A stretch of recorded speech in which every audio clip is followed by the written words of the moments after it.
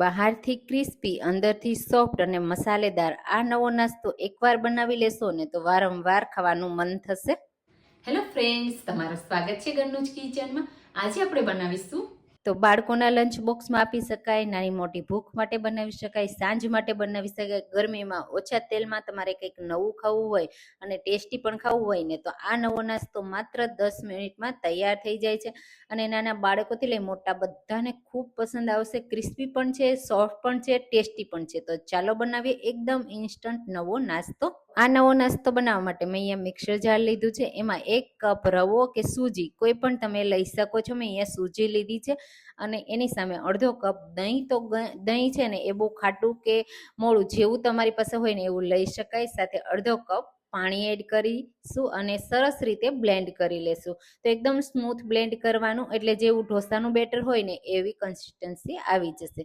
તો અહીંયા તમે જુઓ, હું તમને ખોલીને બતાવું તો એકદમ પરફેક્ટ આપણું બેટર તૈયાર થયું છે. બહુ ઘાટું પણ નહીં અને એકદમ પતલું પણ નહીં, એવું રાખવાનું છે.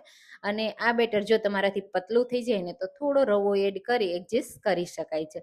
હવે આપણે એને એક બોલમાં કાઢી લેશું અને સરસ રીતે રવો છે ને ફૂલી જાય ને એના માટે આપણે 10 મિનિટ માટે ઢાંકીને રહેવા દેશું. ત્યાં સુધીમાં આપણે અંદરનું સ્ટફિંગ તૈયાર કરીશું. એના માટે 1 ટેબલ સ્પૂન તેલમાં તેલ ગરમ થાય ને એટલે અડધી ટીસ્પૂન રાઈ અને થોડા હિંગ એડ કરીશું. એનાથી સરસ એવી પચવામાં હળવો રહેશે. સાથે મીઠા લીમડાના પાન અને આદુ મરચાંની પેસ્ટ એડ કરીશું.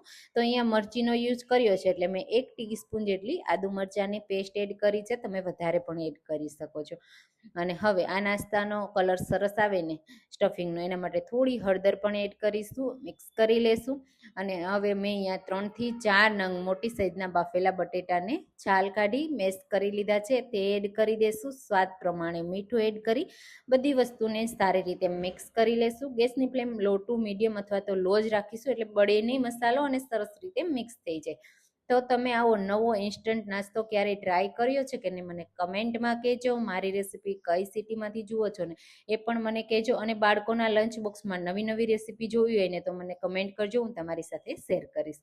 અહીંયા તમે જુઓ, સરસ રીતે આપણા સ્ટફિંગનો કલર આવી ગયો. તો આ મસાલો છે ને તમે વડાપાઉંમાં પણ યુઝ કરી શકો છો અને ઘણી બધી રેસીપીમાં યુઝ કરી શકાય. ઉપરથી આપણે લીંબુનો રસ એડ કરી દઈશું તો ખાટો મીઠો ટેસ્ટી આ મસાલો તૈયાર થશે. તો મેં 1 ટેબલ સ્પૂન એડ કર્યો છે. સાથે લીલા ધાણા એડ કરી દેશું અને આ સ્ટફિંગને થોડું હલકું આપણે ઠંડુ થવા દેવાનું છે. તો ગેસની ફ્લેમ આપણે પછી તરત જ બંધ કરી અને એક વાસણમાં કાઢી લેશું, કારણ કે આપણે જ્યારે એનો યુઝ કરીશું ને તો આપણે હાથમાં ગરમ ના લાગવું જોઈએ એટલા માટે. તો આ મસાલો હું બીજા વાસણમાં કાઢી લઈશ. ત્યાં સુધીમાં આપણું બેટર પણ હવે તૈયાર થઈ ગયું છે. તમને હું બતાવું તો તમે જુઓ, સરસ એવું થીક થઈ ગયું ને, બસ આટલું થીક હોવું જોઈએ, એકદમ પતલું ના હોવું જોઈએ, તો એને કૂક થતાં વાર લાગશે. હવે આપણે એમાં સ્વાદ પ્રમાણે મીઠું એડ કરી દઈએ અને હલકું સોફ્ટ બને એના માટે 1/4 ટીસ્પૂન અથવા 1 પીસ બેકિંગ સોડા એડ કરીશું. તો અહીંયા આપણે ઈનોનો ઉપયોગ નથી કરવાનો, એના લીધે શું થશે કે નાસ્તો વધારે પડતો સોફ્ટ થઈ જશે અને કૂક થતાં પણ વાર લાગશે અને ક્રિસ્પી પણ નહીં થાય. તો આ નાસ્તાને આપણે ક્રિસ્પી પણ બનાવવાનો છે, સોફ્ટ પણ બનાવવાનો છે અને મસાલેદાર પણ બનાવવાનો છે. ત્યાં સુધીમાં આપણો મસાલો પણ હવે ઠંડો થઈ ગયો છે. તો હાથમાં થોડું સ્ટફિંગ લઈ લેશું અને આપણે નાની નાની એની બોલ્સ બનાવી અને પછી નાની નાની આ રીતે થેપલી તૈયાર કરી લેશું. આવા તૈયાર કરી અને પછી જ આપણે એનો યુઝ કરવાનો છે. તો હવે આ નાસ્તાને બનાવવા આપણે આ રીતે વઘારિયાનો યુઝ કરવાનો છે. એને આ રીતે ગેસ ઉપર રાખી દેશું. ગેસની ફ્લેમ એકદમ લો રાખીશું અને 1 ચમચી તેલ એડ કરીશું. હવે બેટરને જ્યારે આપણે એડ કરીએ ને ત્યારે આ રીતે એક જ જગ્યાએ આપણે એડ કરવાનું છે, એટલે કે વચ્ચેની અંદર જ, અને પછી ઉપર આપણે ખાલી બસ આ રીતે આ સ્ટફિંગ મૂકી દેવાનું, પ્રેસ નથી કરવાનું, નહીંતર નીચે નીકળી જશે. ઉપરથી હલકું એવું બેટરને આ રીતે સ્પ્રેડ કરી દેવાનું, એટલે જે મસાલો છે ને સરસ રીતે કવર થઈ જાય અને ગેસની લો ફ્લેમ ઉપર સરસ એવું ડ્રાય થઈ જાય ને ત્યાં સુધી થવા દેશું. તો 1 જ મિનિટમાં આ રીતે ડ્રાય થઈ જશે. પછી આ રીતે કોઈ પણ મોટી ચમચી કે ચમચાની મદદથી તમારે પહેલાં આ રીતે ડિમોલ્ડ કરી લેવાનું અને ઉપર તમે જુઓ આ રીતે જે સાઈડ છે ને એ થોડી કાચી હશે એટલે ધ્યાન રાખવાનું, આ રીતે પલટાવી દેવાનું.